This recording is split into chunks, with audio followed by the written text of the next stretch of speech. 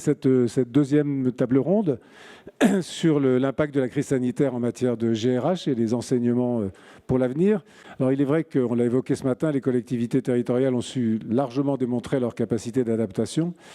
Cette fameuse agilité, comme on dit, un terme à la mode en attendant un autre, mais la crise a aussi mis en lumière différentes difficultés, des difficultés de gestion de nos organisations en interne, entre elles et dans leurs relations avec l'État. Alors, quels enseignements en retenir? Et pour en parler, donc 5 intervenants, Didier Jean-Pierre, avocat associé et professeur de droit public, qu'on questionnera à la fois comme avocat et comme professeur. Muriel Fabre, qui est maire de Lambertheim et secrétaire général de l'AMF. Igor Sembo, qui est vice-président de l'APVF et maire de Saint-Maurice, dans le Val-de-Marne, et d'ailleurs par ailleurs membre du conseil d'administration du CIG Petite Couronne, je crois. Olivier Aymar, DRH de Roubaix, et Olivier Ducrot, directeur du CDG 69 Rhône et Métropole, selon les termes exacts de Lyon, et président de l'association des directeurs de centres de gestion. Merci de votre présence et pour ceux qui sont là, et puis les autres nous rejoignons en cours de route. Alors je me tourne d'abord vers vous, Didier Jean-Pierre, en commençant peut-être effectivement, comme je disais, par le professeur de droit, sur la question de la production du droit. Et quand on préparait cet entretien, vous disiez que selon qu'on parle d'état d'urgence ou de crise sanitaire, qu'est-ce que cela produit de différent comme droit? Est-ce que c'est un droit d'exception ou est-ce que c'est un droit éphémère?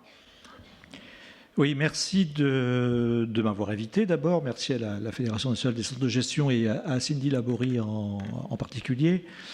Oui, c'est toujours effectivement la question des états d'urgence de manière générale et puis de l'état d'urgence en période de crise sanitaire est toujours l'occasion d'une réflexion sur la production du droit et sur la création du droit.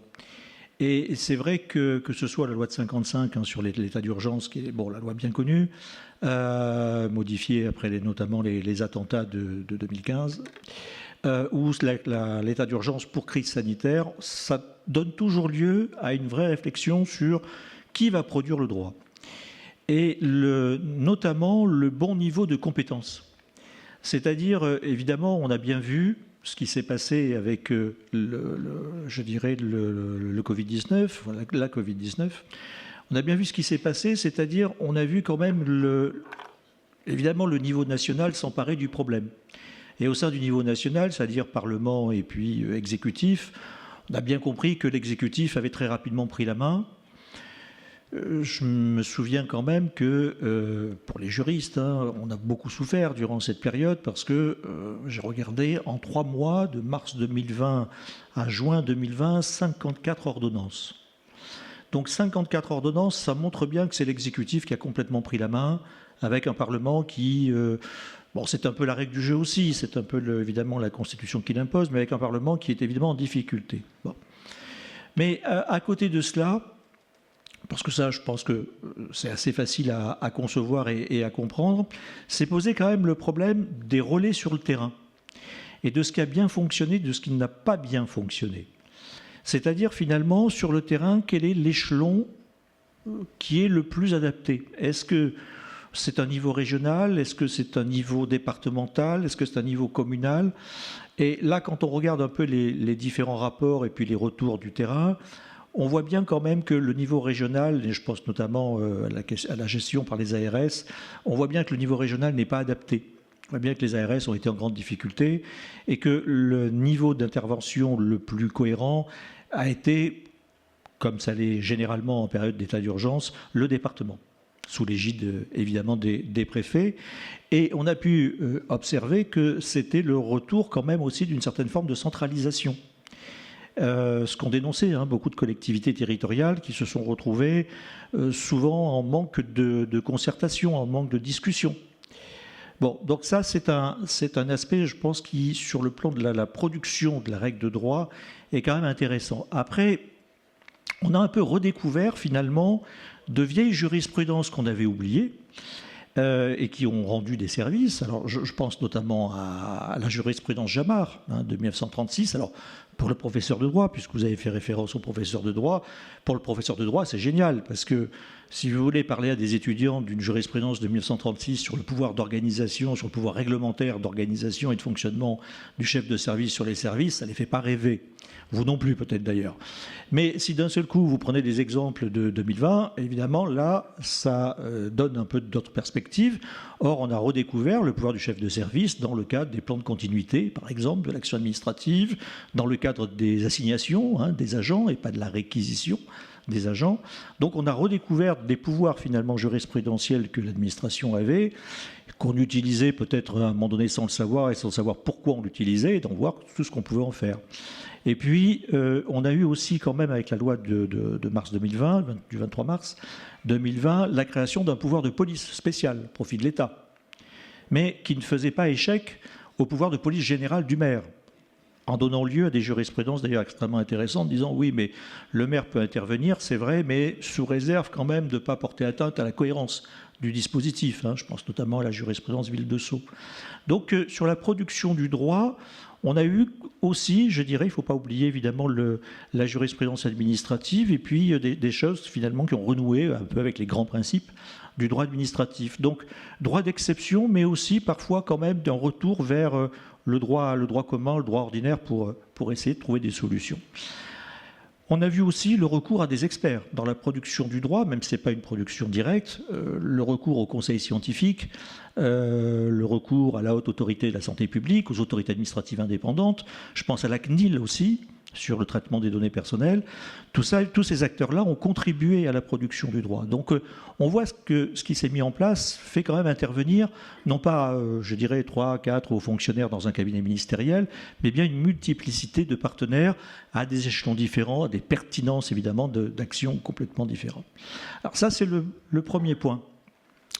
Il y a un deuxième quand même que je vois et qui pose des difficultés, c'est que toutes ces décisions qui sont prises, toutes ces décisions juridiques qui sont prises, quels que soient les niveaux, se font quand même dans un contexte de risque pénal.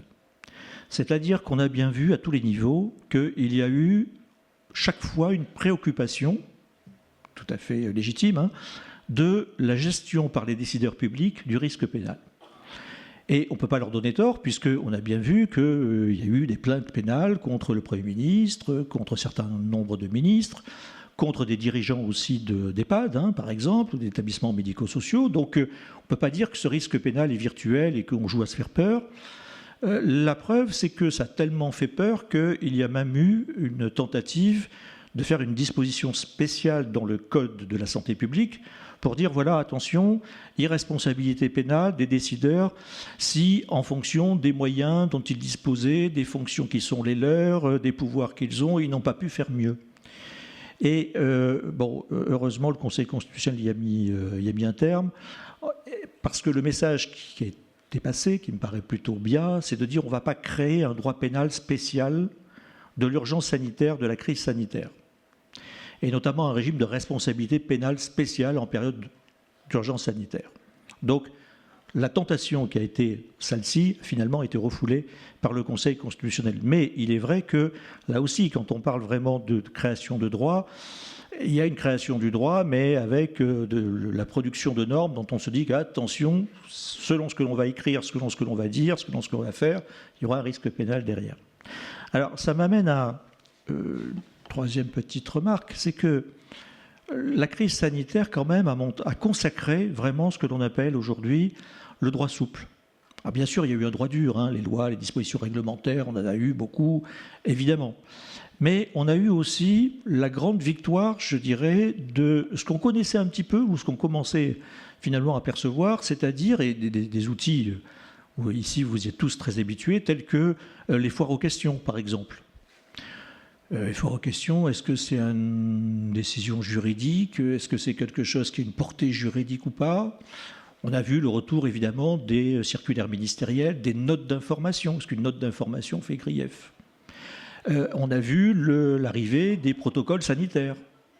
trop de protocoles sanitaires probablement extrêmement détaillés. Je vous renvoie à ce que j'ai dit sur la gestion du risque pénal qui explique le niveau de détail aussi. Mais en réalité, ce droit souple, oui, il engage, puisque l'attestation, par exemple, de déplacement, qui restera, à mon sens, un grand moment quand même de la crise sanitaire, le fait de s'autoriser à soi-même de sortir, ça, il fallait quand même l'inventer. Mais ça, c'est quand même du droit. L'attestation de déplacement, c'est du droit, qu'il soit bien rédigé ou mal rédigé, peu importe, mais c'est du droit. Et ça a été jugé par le Conseil d'État comme quoi, effectivement, on peut faire un recours contre une attestation de déplacement, le formulaire qui a été fait par l'administration, qui fait grief, parce qu'il modifie ou peut modifier les comportements. Donc, même chose pour les foires aux questions, même chose pour les notes d'information.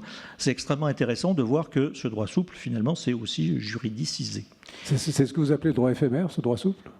C'est un droit éphémère lié aux circonstances, mais ce n'est pas nécessairement un droit éphémère. C'est un droit qui peut être amené à durer, puisque dans d'autres domaines, je pense notamment aux recommandations qui sont émises par les autorités administratives indépendantes, c'est du droit souple et qui a vocation à durer. Mais c'est plutôt une autre source de droit, on va dire, voilà, et qui a été complètement développée par la crise sanitaire. Alors, il y a un dernier aspect pour répondre à votre question, c'est sur l'insécurité juridique que tout cela produit, en fait. Si vous voulez, c'est que le problème, c'est que beaucoup de normes, comme vous le savez, ont été prises dans un rythme accéléré, avec des procédures accélérées d'ailleurs, ce qui renvoie une image un peu désagréable par rapport au droit ordinaire. C'est-à-dire, vous voyez, l'idée que finalement le droit ordinaire n'est pas adapté à la vie en société telle que nous la connaissons aujourd'hui. Parce qu'un jour, c'est des attentats terroristes, demain, hier, c'était le virus, demain, ça sera encore autre chose. Et à chaque fois, finalement, on se dit, le droit commun, le droit ordinaire n'étant pas adapté, on va créer un autre droit. Ça renvoie chez les citoyens le risque, et parfois l'aversion, comme vous le savez, puisqu'il y a quand même eu des manifestations contre certaines dispositions et des manifestations assez importantes. Ça renvoie chez les citoyens, à mon sens, le risque de dire, bon, finalement, on produit des normes, mais ces normes, elles portent atteinte aux libertés, on fait un droit spécial, c'est pas normal, etc. Et de l'autre côté, et on le voit bien dans la doctrine universitaire, c'est la même chose d'ailleurs, on voit bien les deux clans. De l'autre côté, il y a ceux qui finalement s'en accommodent, en disant, c'est un droit d'exception, mais ça répond aussi à une situation exceptionnelle, on n'a pas le choix. Alors c'est vrai qu'il fallait adapter, c'est vrai qu'il fallait faire un certain nombre d'adaptations, ça c'est tout à fait exact. Après, il faut faire attention parce que et c'est là où je finis pour répondre à votre question, si vous voulez, c'est que ce droit de la crise sanitaire, en principe, en tout cas ça a été souvent présenté comme cela, c'est un droit à obsolescence programmée. On sort de la crise sanitaire, donc lorsque la crise sanitaire sera terminée, ce droit-là est évacué. Faire un droit à obsolescence programmée, c'est pas non plus forcément donner beaucoup de confiance aux citoyens dans la force du droit. L'autre mode de lecture qu'il peut y avoir de la carte, si je puis dire, c'est le biais des contentieux. Et là, je m'adresse plus à l'avocat. Quand on en avait parlé en préparant cette journée, vous évoquiez votre surprise de ne pas avoir eu plus de contentieux concernant les PCA. Et à votre avis, pourquoi, avec recul? Et est-ce qu'il y a eu d'autres contentieux? Enfin, la crise sanitaire, est-ce qu'elle était génératrice d'autres contentieux particulièrement? Oui, c'est vrai. On a été comme vous au cabinet. On est un petit cabinet, on fait que de la fonction publique, mais on est un petit cabinet. Et donc, on a été surpris comme vous par la crise sanitaire. Et donc, on s'est organisé aussi en télétravail dans la précipitation. Il faut le reconnaître, il faut le dire. Bon. Et donc, je me souviens qu'avec mon associé, quand on a fermé le cabinet, on a mis nos collaboratrices en télétravail. On s'est dit, on n'a pas vraiment de chance parce que organisation un peu complexe à mettre en place. Il va falloir bien un mois pour s'adapter, et on va crouler sous les demandes des collectivités, de conseils juridiques, ça va être la panique à bord. Bon. Et en fait, c'est vrai que ça ne s'est pas produit. Alors, ça ne s'est pas produit, j'ai envie de dire, parce que les centres de gestion ont trop bien travaillé. Je ne vous dis pas merci. Mais c'est la vérité, parce qu'en réalité, vous avez été, je dis vous, centre de gestion, extrêmement réactif, en mettant en ligne énormément de documentation, de notes, etc. Et donc, on avait pratiquement toutes les réponses aux questions qui se posaient dans l'immédiateté.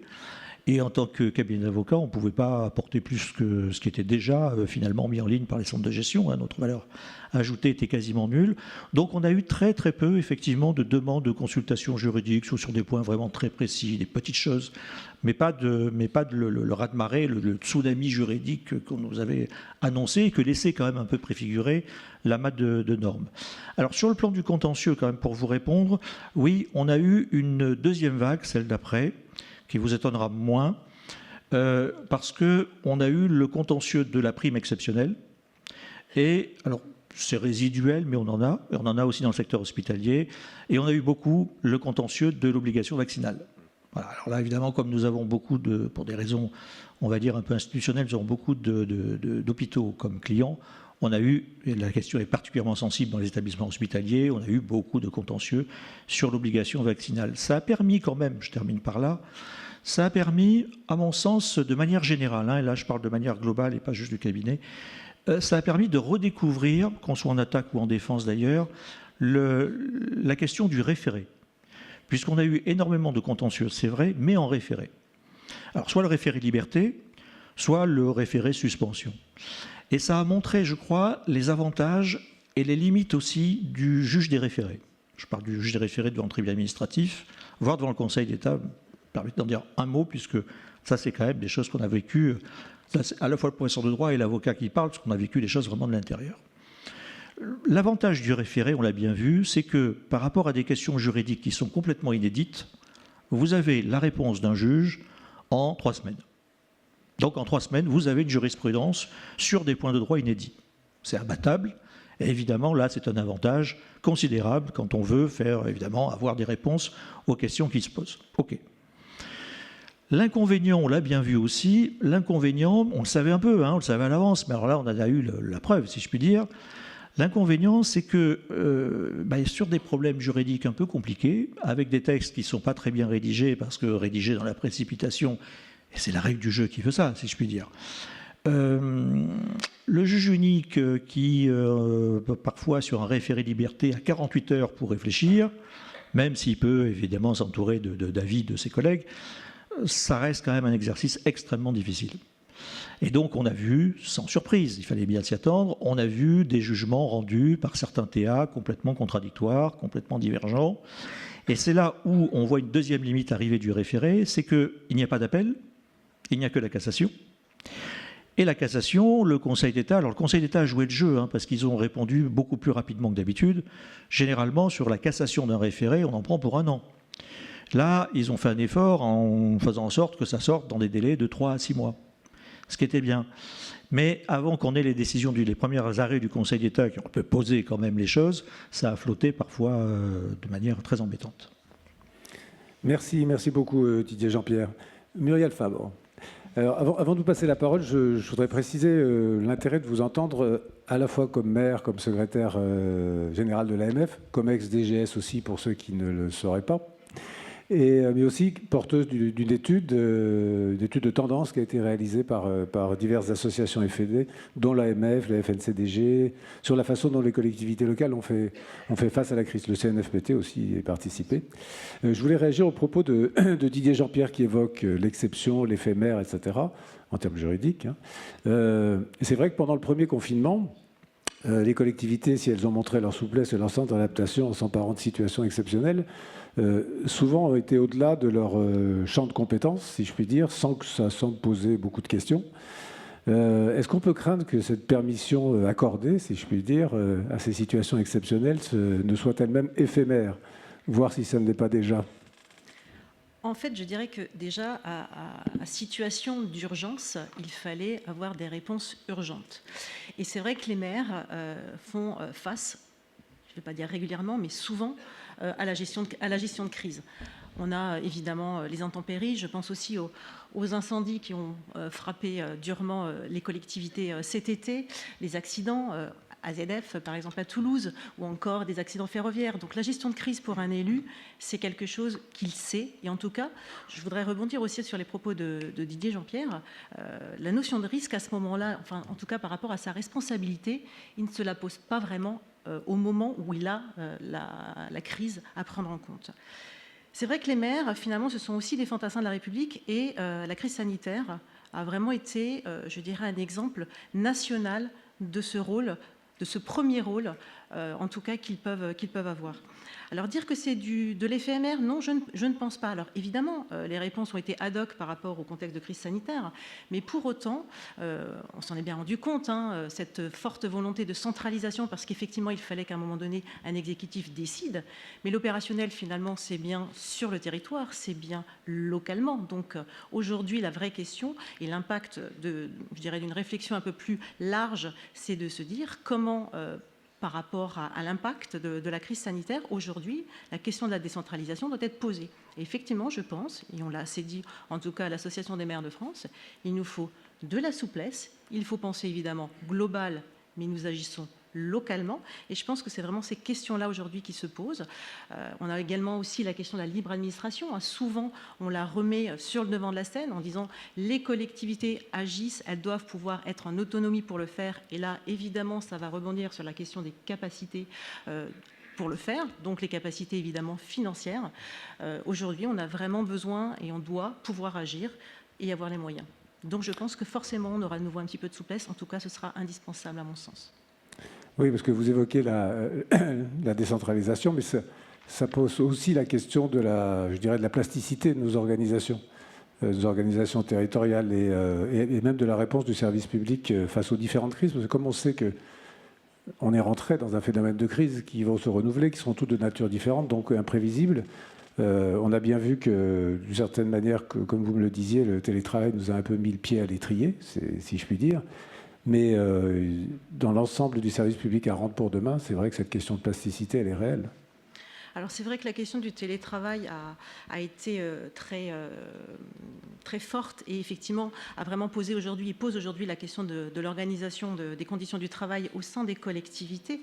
Mais de manière plus large, évidemment, nous sommes face à des défis aujourd'hui, crise démocratique, défis économiques, défis sociaux, transition écologique. Donc évidemment, les collectivités vont être les premières à devoir aussi apporter les réponses.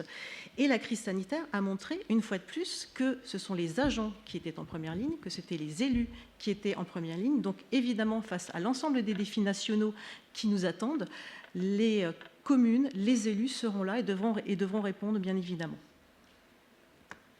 Les collectivités locales, on parlait tout à l'heure avec François Deluga du haro sur les fonctionnaires qu'on entend régulièrement.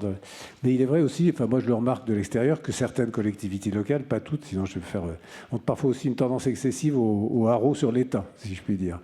Et pas tous, mais il n'en reste pas moins que pendant la période du confinement, ça a fait apparaître quand même de réelles carences de sa part. Quel est votre constat, vous, celui de l'AMF, et plutôt dans quel domaine ? En fait, le constat, effectivement, c'était que il y avait une mobilisation, bien évidemment, des services de l'État. Il y avait pléthore d'informations, de directives, de circulaires. Mais l'opérationnel, je l'ai dit tout à l'heure, c'était les collectivités. Elles ont dû faire face, elles ont su faire face, sans attendre, en fait, une mobilisation opérationnelle des services de l'État. Et c'est vrai qu'on a constaté un manque d'anticipation, je dirais, malgré effectivement la gestion de crise. À un moment donné, on avait besoin aussi de savoir ce qui allait être en préparation, donc un manque de concertation et de communication aussi, un manque de pédagogie, c'est-à-dire qu'on ne peut pas avoir des circulaires qui nous arrivent par flopé, par mail, les protocoles sanitaires, sans une explication à un moment donné et sans savoir comment nous pouvons nous prendre en compte en fait ces difficultés pour pouvoir les appliquer de manière concrète sur le terrain. Et c'est toujours ça la difficulté, c'est qu'à un moment donné, on peut avoir toute directive, tout règlement, s'il n'est pas applicable en l'état sur le terrain, ça nous pose des difficultés. Et quand on est dans la concertation, quand on est dans la communication, quand on peut faire remonter en fait nos difficultés, je pense que c'est à ce moment-là qu'on peut avoir quelque chose de plus efficace. Alors, on a mis bien évidemment en place, ça a été souligné, les plans de continuité d'activité, mais c'est pas tout. En fait, les agents, ils étaient là pour le service d'état civil et le service funéraire. On a fait le ramassage des ordures ménagères. On a fait toute la gestion de l'eau et de l'assainissement dans ce cadre-là.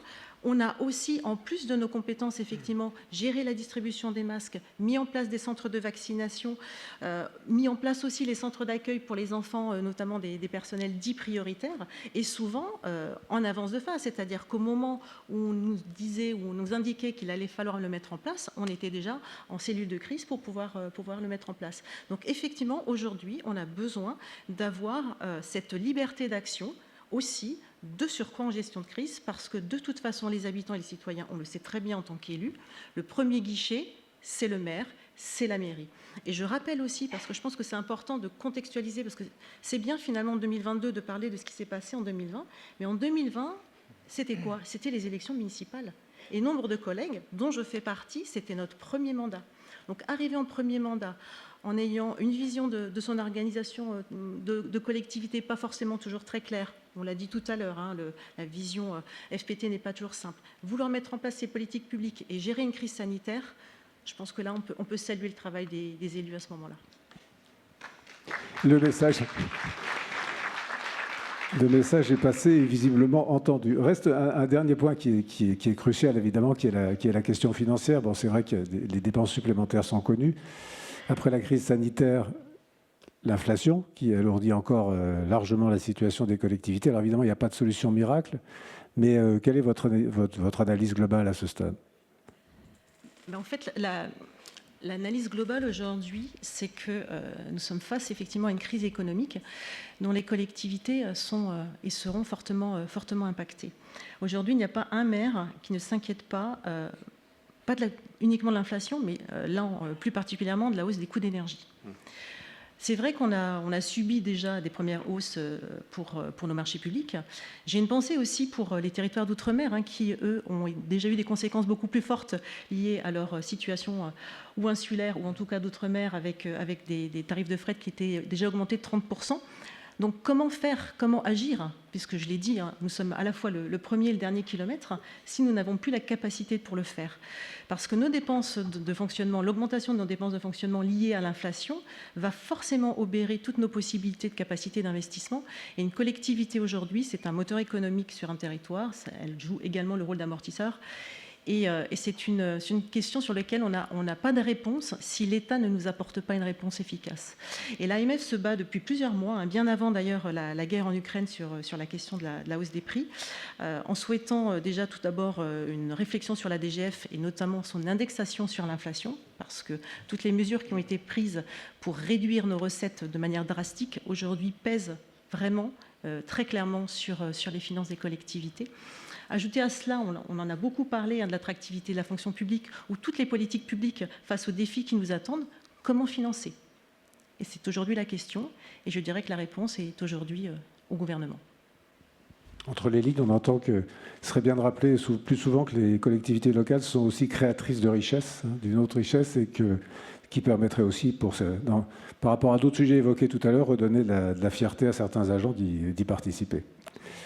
Igor Semo, alors je imagine que vous êtes globalement d'accord avec les propos de Muriel Fabre, mais ce serait intéressant d'avoir votre regard comme président de l'association des petites vice-président de l'association des petites villes de France sur les problématiques peut-être plus particulières de ces petites villes pendant la crise, l'appui qu'elles ont pu trouver, notamment auprès des centres de gestion, et peut-être de nouvelles pratiques qui ont pu émerger dans certaines. Et puis après, je vous poserai une question comme maire directement.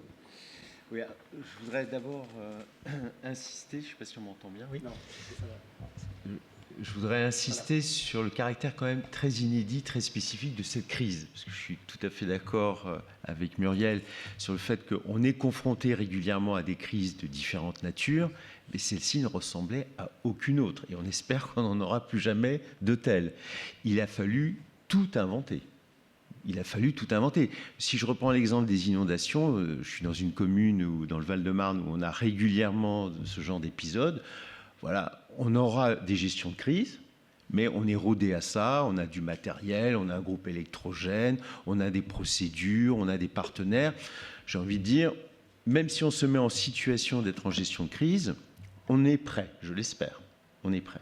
En revanche, là, c'était un exercice incroyable, imprévisible, et dans tellement de domaines, il a fallu se réinventer.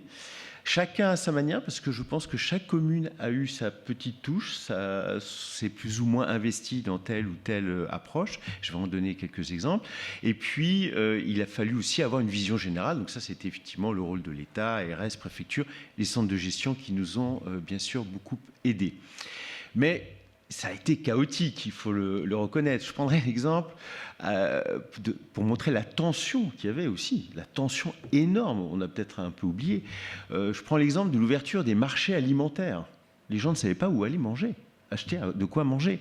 Et c'est dans ma commune, pour des raisons particulières, que le premier marché alimentaire du Val-de-Marne a été rouvert.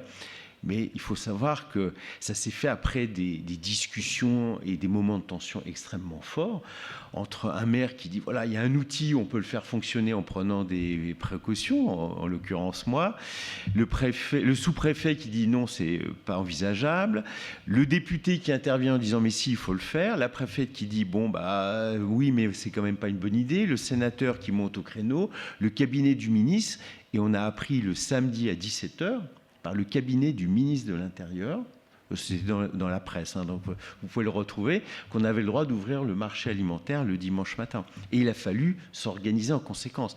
Et là, je pense qu'une des caractéristiques, mais on le vit souvent dans les périodes de crise, c'est que ça montre aussi des caractères.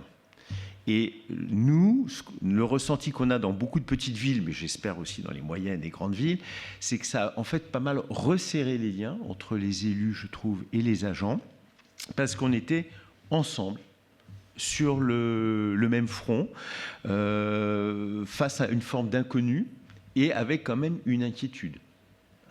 Parce que une inquiétude de deux ordres. Il y avait des agents qui voulaient absolument s'investir à 200% et, entre guillemets, prendre trop de risques. Et il fallait les cadrer, les modérer. On peut dire ça aussi de certains élus. Et puis il y en a d'autres, c'était droit de retrait, très inquiets, soit pour eux-mêmes, soit parce qu'ils étaient au contact de personnes vulnérables. Et une des grandes leçons, je trouve, par rapport à l'aspect RH, sur l'impact de la crise sanitaire, moi j'ai eu le sentiment, avec d'autres, que pour la première fois surgissait ce que j'appellerais l'intime. C'est-à-dire que l'agent, jusqu'à présent, très souvent dans une approche RH, ne le prenait pas mal, mais on le considère avec un angle statutaire, réglementaire. Voilà ce qu'on peut faire, ce qu'on ne peut pas faire par rapport à telle demande. Je caricature un peu. Mais là, on a été beaucoup plus loin. On a été vraiment s'intéresser à l'intime. C'est quoi votre situation personnelle? Avec qui vous vivez? Vous avez un ascendant? Vous avez un enfant qui est vulnérable? Ce sont des choses auxquelles on n'était franchement pas du tout habitués. Et je pense qu'il en reste encore des traces aujourd'hui. Parce que, pour répondre à la question, et j'arrête là mon premier propos, pour répondre à la question, moi je dirais que l'impact de la crise sanitaire a été énorme en termes de RH sur le moment, mais qu'aujourd'hui, je le trouve plus ténu. Voilà. J'ai l'impression qu'on est revenu à beaucoup de pratiques RH antérieures, sauf sur 2 ou 3 points. Vous vouliez citer, je crois, une ou deux collectivités qui avaient des exemples assez intéressants à apporter. Disons que comme on avait besoin d'un dialogue très constant, on va dire, avec le personnel, beaucoup de collectivités ont mis en place des instances, peut-être non définies d'ailleurs par les textes, mais très spontanément se voir. Alors ça pouvait être tous les jours, tous les 2 jours, toutes les semaines. Et ça, c'est souvent, ça demeure encore aujourd'hui, même s'il n'y a plus cet aspect de crise. Mais le point sur lequel je pense qu'on a aujourd'hui, grâce à cette crise, fait le plus d'avancées, c'est certainement le télétravail. C'est-à-dire qu'on sentait bien, surtout dans les petites collectivités, on a beaucoup d'agents présents sur le terrain pour lesquels le télétravail n'est pas nécessairement adapté ou on ne considérait pas comme adapté. C'est vrai que là, il y a eu une avancée considérable, avec une difficulté, parce qu'on le présente toujours de manière positive. Mais il y a une difficulté, c'est ceux qui n'ont pas accès au télétravail, justement, et qui le vivent pas très bien et pour lesquels on n'a pas non plus tellement ni de discours ni de compensation. En revanche, il y a une catégorie d'agents sur laquelle je crois qu'on a tous collectivement été très vigilants et on a très bien fait. C'est ce que j'appelle les précaires de la fonction publique territoriale. C'est ceux qui ne sont pas dans la fonction publique territoriale, mais dont on a besoin. Je pense aux vacataires, par exemple. Je pense que dans la plupart des communes en France, et ça, je crois qu'on peut en être tous fiers collectivement, on a tous payé les vacataires, même quand le service n'était pas fait, parce que ce sont des gens qui sont précaires, qui ont des petits revenus, qui sont plus particulièrement vulnérables. Et donc, je pense que ça, par rapport à la fidélisation vis-à-vis de la collectivité, je crois que c'est quelque chose qui était nécessaire et qu'on a bien fait de réaliser. Oui, c'est vrai que cette question d'équité en termes de reconnaissance financière a été visiblement un souci de beaucoup de collectivités, notamment membres de l'APVF, mais pas que. Oui, alors, je voudrais rajouter un point sur la dimension justement psychologique. Voilà. Peut-être qu'aujourd'hui, on parle beaucoup aussi des risques psychosociaux. Donc, de toute manière, il y a un phénomène de société. On s'intéresse davantage à la prise en charge de l'agent dans ces dimensions-là. On le voit autrement que juste un CV. Et une chose que je trouve un peu inquiétante, puisque voilà, on s'est réjoui, on a raison d'un certain nombre de choses, il y a aussi des raisons de s'inquiéter. Moi, je vois encore aujourd'hui un effet un peu négatif, enfin assez négatif même, post-Covid, lié à l'attribution de la prime Covid. Parce que il y a ceux qui l'ont eu, et c'était pour raison d'équité, moi je défends ça, je trouve que c'était normal, ceux qui ont été très présents, voilà, méritaient cette prime. Mais ceux qui ne l'ont pas eu, en fait, je pense, n'ont jamais compris pourquoi ils ne l'avaient pas eu. Ils ont considéré que l'égalité devait primer, et que s'ils n'avaient pas été présents, c'était pour telle et telle raison, voilà. Et donc ça, c'est sur l'aspect financier. Et puis un autre aspect, plus de mentalité, et c'est un peu triste, mais moi j'entends des agents, aujourd'hui encore, faire un reproche à des collègues de n'avoir pas été présents au moment de la crise. Ça c'est un petit peu insidieux, je ne sais pas tellement honnêtement comment y répondre, mais des réflexions qu'on entend, enfin je ne sais pas, moi je les entends en tout cas, du style, un tel ou une telle, on ne l'a pas vu au moment de la crise. Voilà. Et ça, je trouve, c'est un petit poison qui produit son effet. Et par rapport à la cohésion à laquelle on veille des équipes municipales et de nos agents, pour moi, c'est un sujet de préoccupation. Peut-être que Olivier Aymard nous en dira quelques mots quand il parlait de coins enfoncés dans le collectif. Juste avant de passer la parole à Olivier Aymard, une question que j'aimerais bien vous poser à tous les deux, Muriel Fabre et Igor Semo.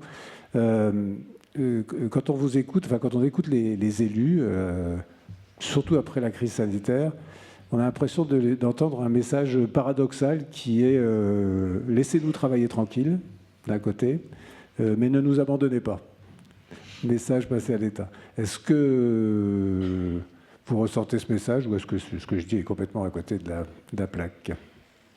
C'est pas tout à fait comme cela. Je pense qu'il faut qu'on travaille ensemble. L'objectif, et on l'a rappelé aussi à l'AMF, c'est d'avoir un État fort et des collectivités locales fortes.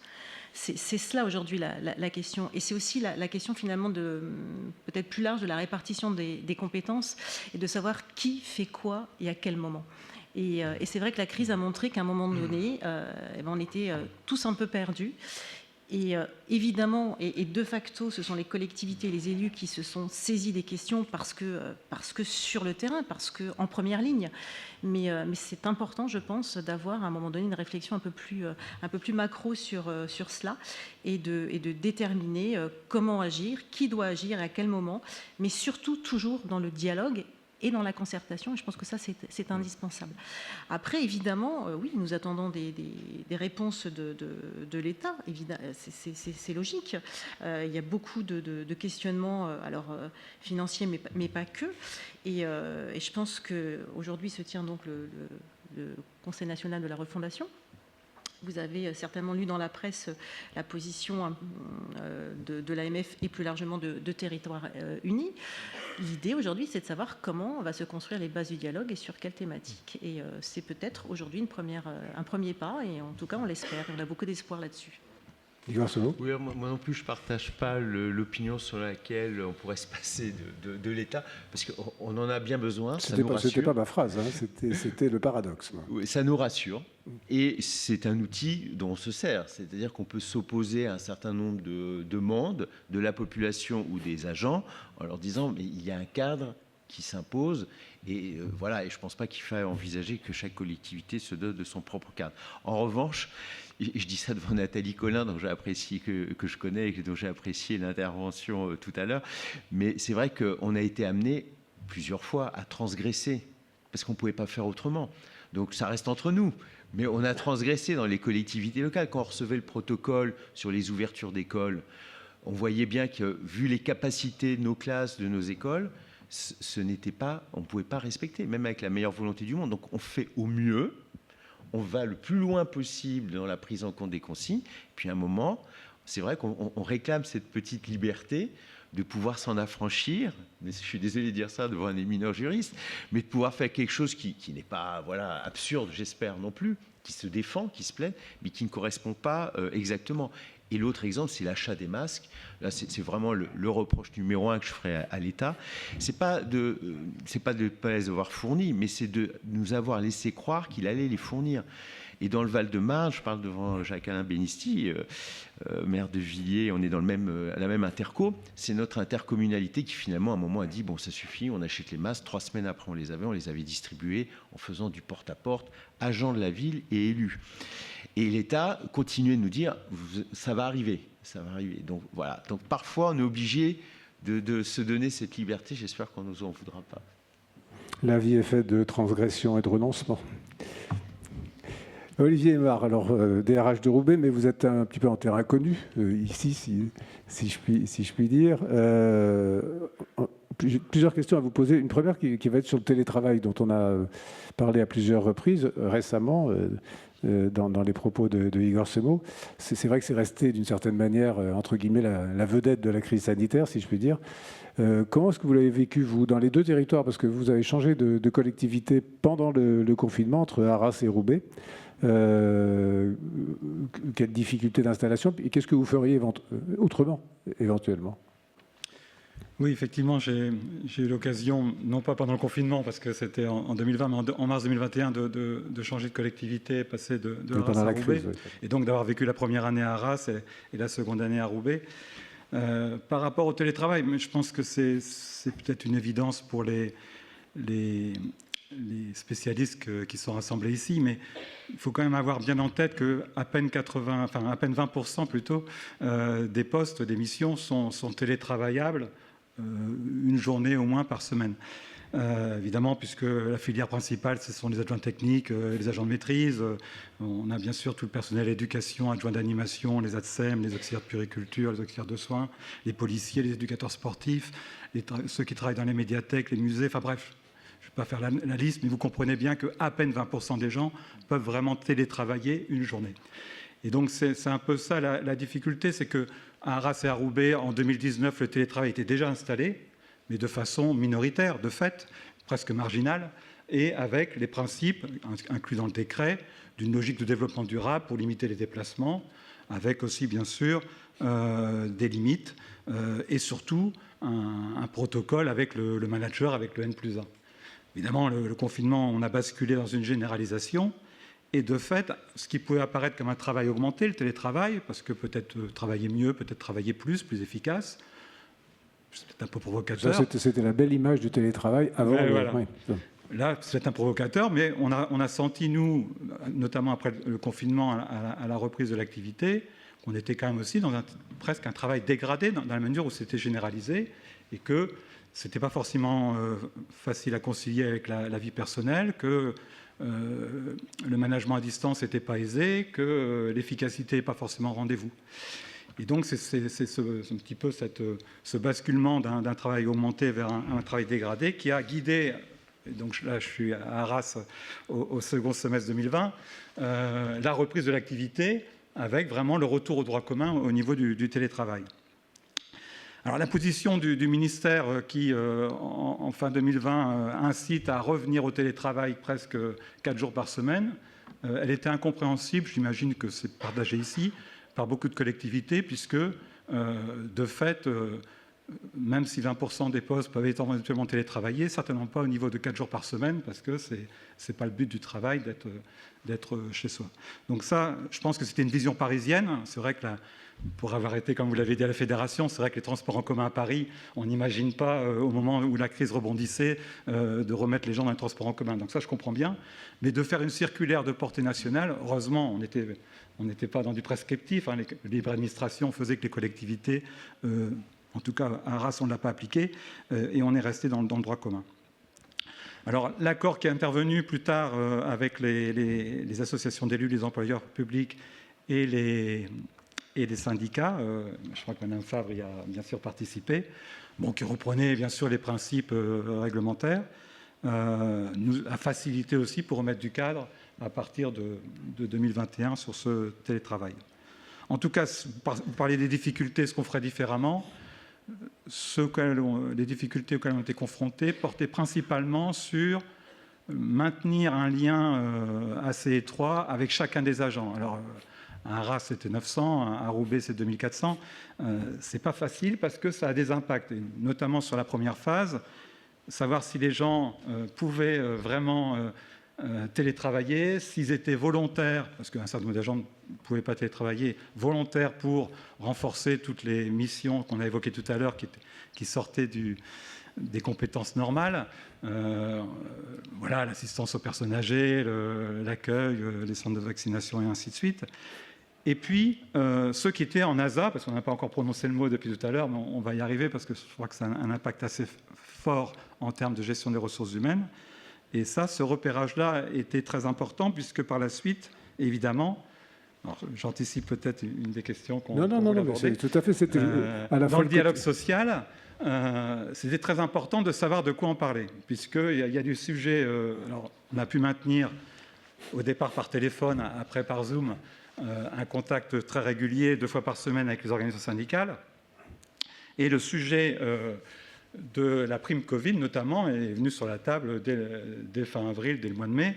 Et le parti pris le parti qui a été pris à Arras, à l'inverse de ce qui était dans le décret, c'était de reconnaître l'engagement sur le terrain, justement. Parce que le télétravail, après tout, on est payé pour travailler. Quand on a eu des agents qui étaient volontaires, quand on a des agents qui étaient présents de droit, comme des policiers, il y avait une exposition au risque et il y avait donc un surengagement.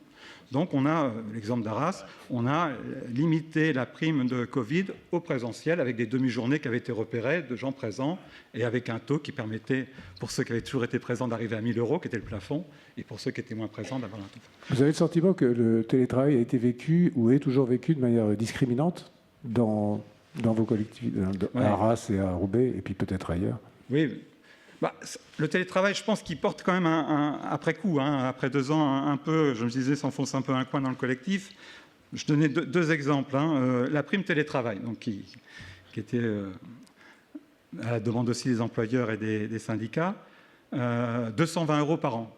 On peut se poser la question de si c'est vraiment une mesure intéressante, puisque les agents qui télétravaillent limitent leurs frais de déplacement.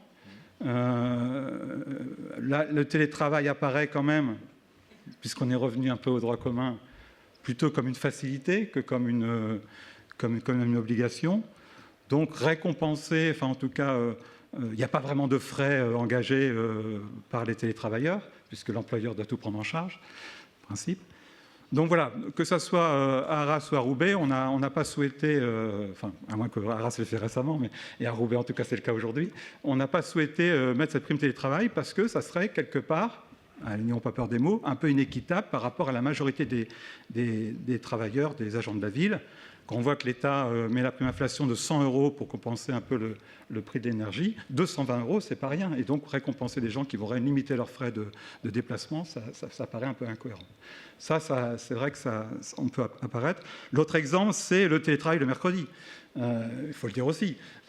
On avait des agents, quand on a fait la reprise de l'activité en 2020, qui étaient en temps partiel, 90-80%, notamment, et c'est bien normal pour s'occuper de leurs enfants, de l'éducation de leurs enfants, et qui souhaitaient revenir à temps plein, et donc retrouver un plein salaire, en télétravaillant le mercredi.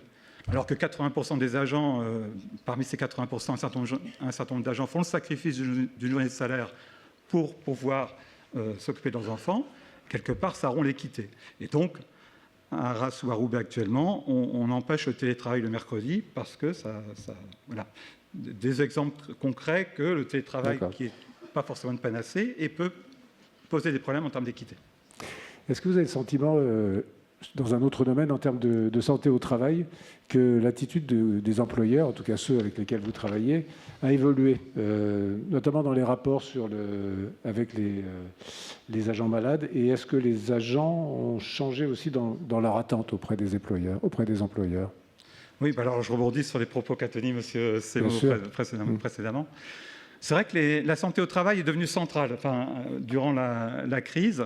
Et c'est vrai que le CHSCT a pris une place beaucoup plus centrale, puisque parmi les instances, ce n'était pas forcément l'instance principale. Alors les CAP, bien sûr, avaient perdu un peu aussi de leur importance, mais le CT restait un peu l'instance centrale. Et là, il y a un rééquilibrage et ça préfigure un peu le dialogue social tel qu'il sera après les élections du 8 décembre, avec une instance unique, une formation spécialisée. Donc ça, je pense que c'est un effet plutôt positif d'avoir vraiment mis le CHSCT dans une place beaucoup plus centrale. Du coup, c'est vrai que la santé au travail est devenue un sujet prépondérant aussi en gestion des ressources humaines. Alors c'est vrai qu'il y a eu en même temps la production de textes réglementaires sur la médecine de prévention, qui ont renforcé bien sûr le rôle des services de médecine de prévention et du médecin du travail, qui officiellement devient bien médecin du travail, avec bien sûr cette approche pluridisciplinaire. Sur le volet de gestion de l'inaptitude, pareil, on a eu une évolution des instances médicales avec le conseil médical, et avec un rôle de l'employeur qui peut être plus proactif. Et sur ses conséquences, la période préparatoire au reclassement, là aussi, a évolué récemment. On voit bien quand même que la crise sanitaire a produit aussi des effets d'évolution, puisque là aussi, l'employeur, sans rentrer dans les détails, peut être aussi plus proactif. Et puis, ça a renforcé quelque part la responsabilité sociale de l'employeur, RSE, comme on en parle parfois, en sachant bien sûr que le secret médical reste incontournable, par rapport aussi à ce que disait M.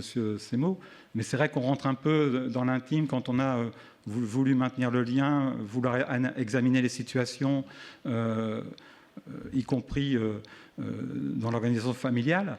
Mais c'est vrai que cette responsabilité sociale, qui est une approche plus globale, et se situant plutôt aussi dans le droit souple, trouve aussi sa concrétisation dans des textes assez récents, notamment au niveau de la formation, qui renforce la possibilité de pouvoir donc élever le niveau de formation d'un certain nombre d'agents qui sont assez peu qualifiés, mais ça renforce leur employabilité, peut-être pour aller vers d'autres employeurs.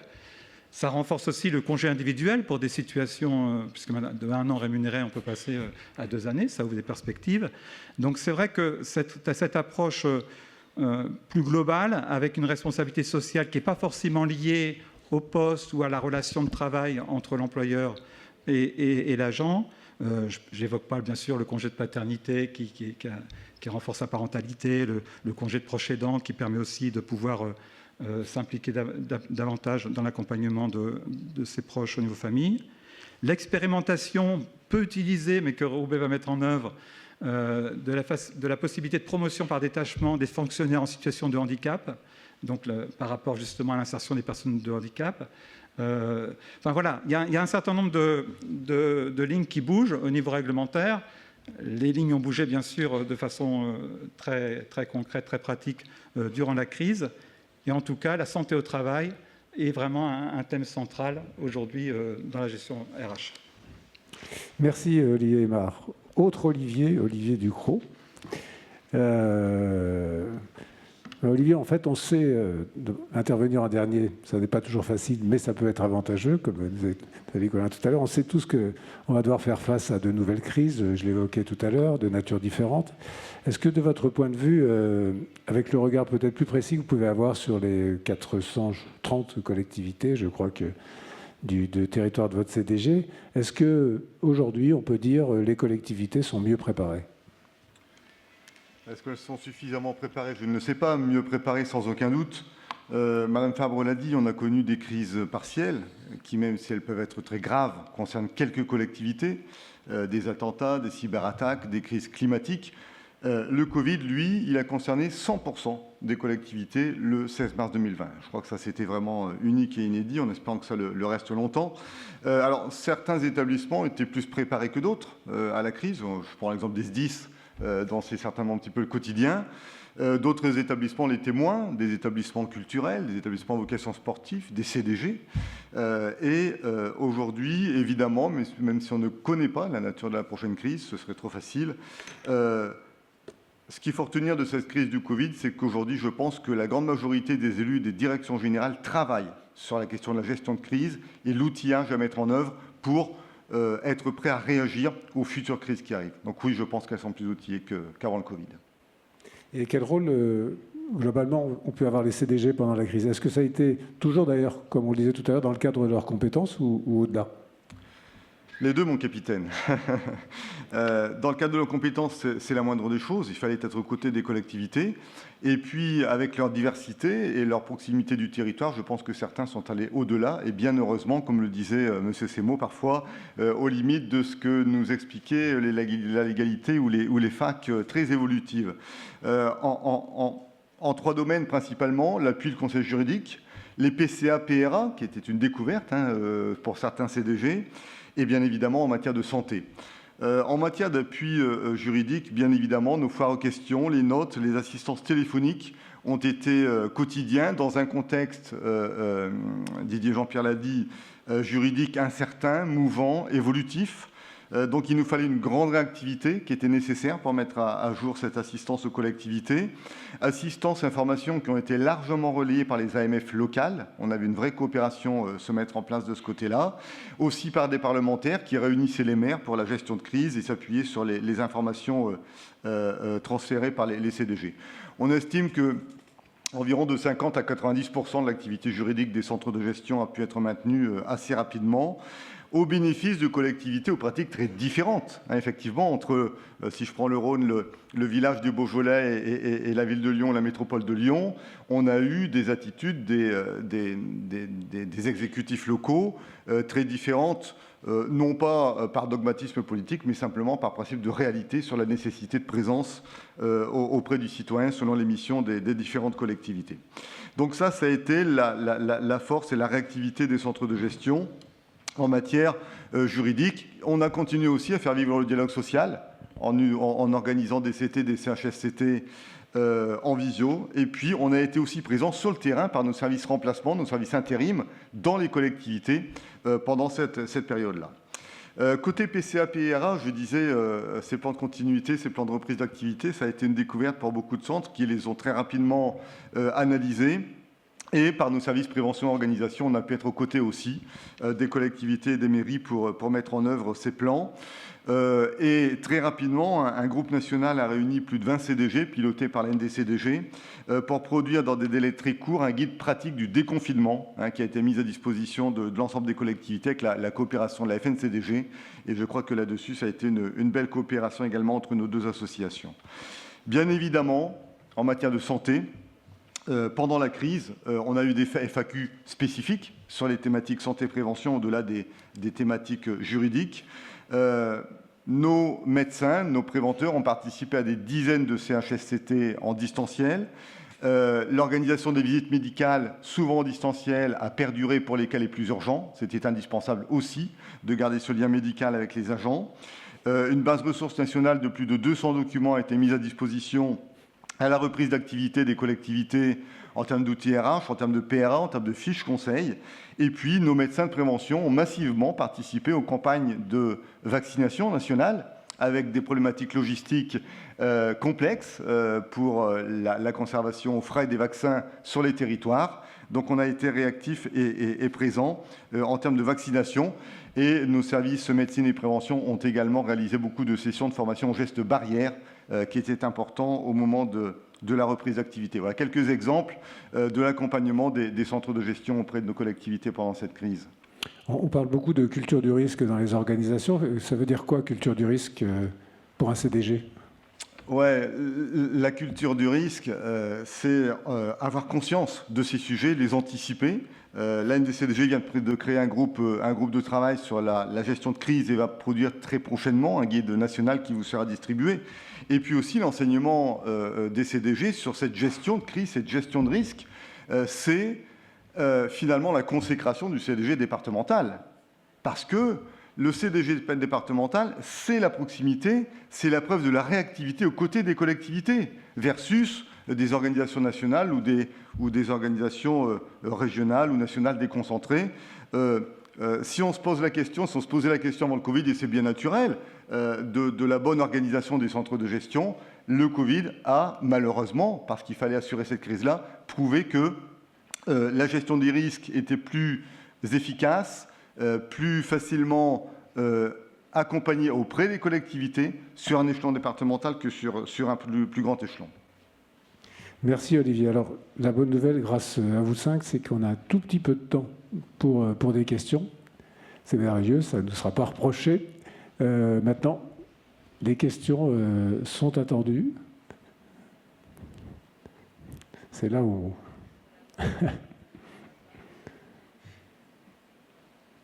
Bon. Il n'y a pas de... Ah oui, mais alors là, c'est dans l'obscurité totale. Vous pourrez vous présenter et éventuellement dire à qui vous posez la question. Merci, Philippe Locatelli, président du centre de gestion du Rhône.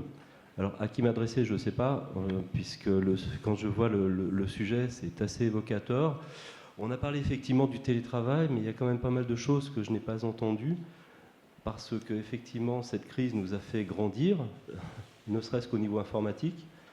Le 16 mars, il a fallu donner des ordinateurs à beaucoup de salariés pour leur expliquer comment ça fonctionnait, et en leur disant que demain, on verra comment on va s'organiser pour s'appeler.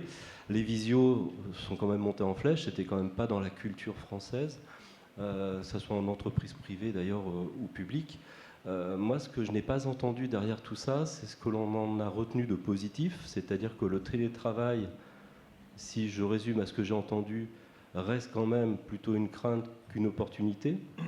Je n'ai pas entendu également, comme on parle de GRH, de l'évolution du management vis-à-vis du télétravail, où effectivement, plutôt que de craindre le télétravail, il faudrait plutôt réfléchir comment mettre en place des mesures de contrôle qui soient acceptées par tout le monde, afin de ne plus penser que quand les gens sont chez eux, ils ne font rien. Et deuxièmement, nous l'avons vécu, nous, au centre de gestion, notre préoccupation a été surtout d'imposer... Ce qui a été violent, c'est quoi? C'est que du jour au lendemain, en France, on n'a pas questionné les syndicats. On nous a dit, le 16 au soir, vous êtes à la maison et vous ne sortez plus. Ça a été quand même la première fois en pays latin qu'on a imposé quand même quelque chose à 100% des gens sans les concerter. Donc ça a été quand même psychologiquement d'une violence absolue. Nous, notre première préoccupation, c'est de réfléchir, est-ce qu'on connaît bien notre population qu'on envoie travailler chez elle? Est-ce qu'elle est bien équipée? Est-ce que, parce qu'on était conscient que tout le monde n'avait pas villa piscine avec des grandes pièces pour pouvoir télétravailler. Et c'est vrai qu'on avait créé un fil avec l'ensemble des salariés, on correspondait toutes les semaines, parce que véritablement, on a pris conscience qu'on ne les connaissait pas dans leur vie privée, on ne les connaissait pas dans leur lieu personnel pour en imposer un lieu de travail, quoi. Et toutes ces questions-là, effectivement, n'ont pas été abordées après la crise, parce que pendant la crise, effectivement, les élus ont été en première ligne et avaient quand même d'autres préoccupations que ça. Il a fallu s'organiser, il a fallu improviser, mais le post-crise, pour moi, n'est pas géré, toujours en France, que ce soit d'ailleurs en entreprise privée ou dans le public. Il suffit d'entendre des professionnels de santé nous dire dans quel état sont les salariés aujourd'hui. Et là, ce n'est pas une loi qu'il faut, c'est vraiment une prise de conscience du fait que sans les salariés, on n'avance pas, que ce soit dans le public ou dans le privé.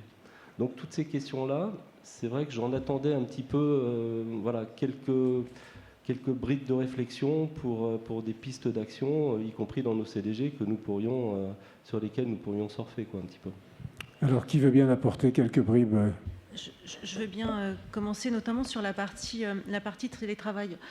Je pense que le télétravail existait déjà dans les collectivités et effectivement, comme vous l'avez souligné, il y a eu une obligation à un moment donné de mettre, dans la mesure du possible, puisque tout le monde n'a pas été en télétravail non plus, on a parlé des ASA par exemple, mais il a fallu mettre des agents en télétravail avec toutes les difficultés matérielles pour ce faire et en 24 heures.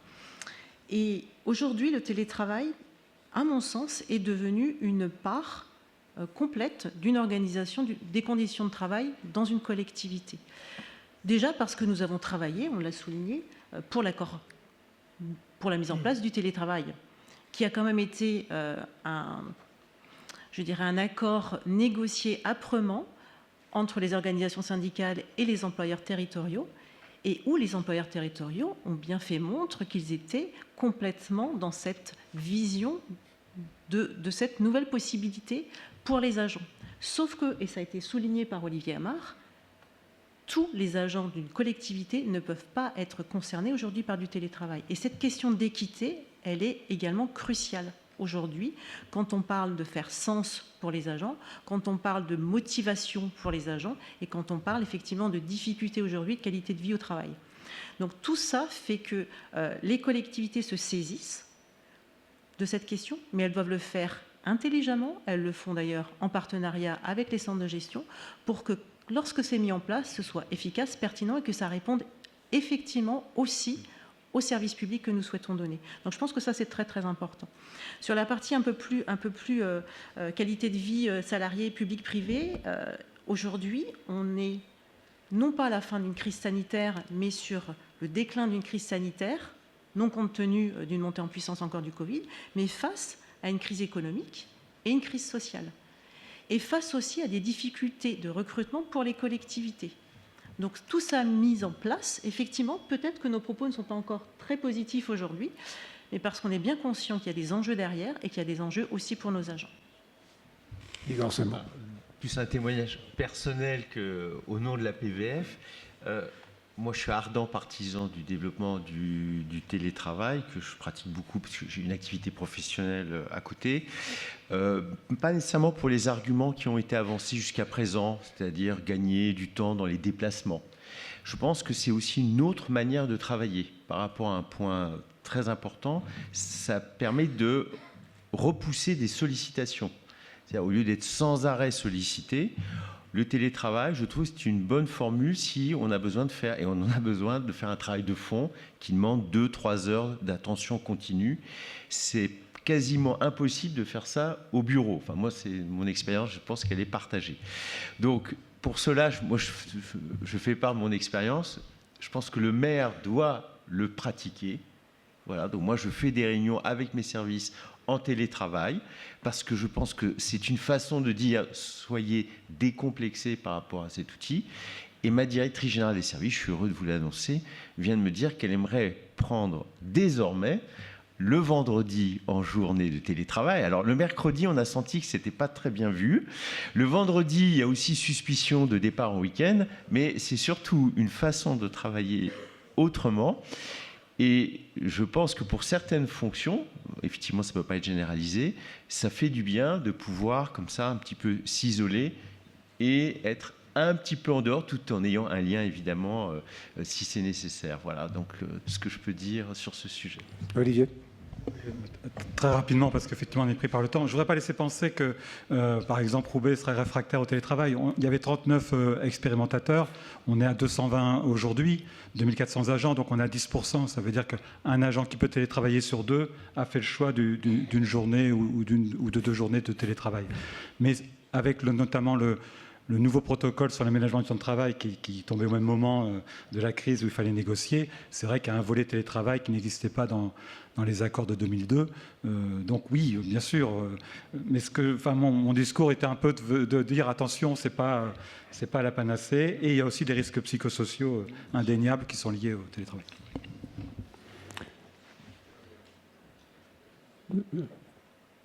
Je ne vois plus de questions. Juste, moi, je voulais, pour conclure, vous solliciter sur une petite phrase qu'on entendait beaucoup pendant le confinement, en tout cas pendant la crise sanitaire, c'était, qu'on lisait à la une de pas mal de journaux, c'est « plus rien ne sera comme avant ». Et comment est-ce que vous la lisez, cette phrase, aujourd'hui ? Plus rien ne sera comme avant. On a l'impression qu'elle est dans la question de monsieur, d'ailleurs. Est-ce que c'est parce qu'on est rentré dans un phénomène de crise répétitive différente que cette phrase n'a pas de sens? Quel est votre regard, si vous en avez un? Olivier et Igor. Heureusement, on a beaucoup de résilience. On a retrouvé des réflexes. C'est triste ou c'en est heureux, je ne sais pas. Pour moi, le Covid, c'est une crise importante, j'espère ponctuelle. J'espère qu'on va bientôt en parler au passé. Ce n'est pas l'arrivée de l'informatisation dans le monde local il y a 20 ou 30 ans. Voilà, donc je pense que beaucoup de choses sont comme avant et à la marge, des choses ont changé.